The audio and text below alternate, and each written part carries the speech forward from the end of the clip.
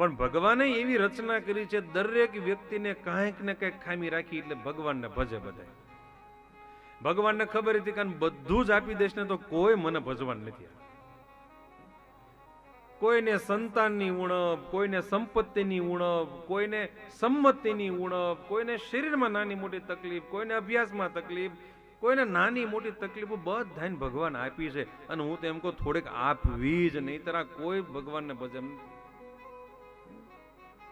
કારણ કે યાવર્થી ભજતી લોકે, ત્યાં સુધી લોકો ભગવાનને ભજે જ્યાં સુધી કામ થાય, ત્યાં સુધી પછી પૂરું.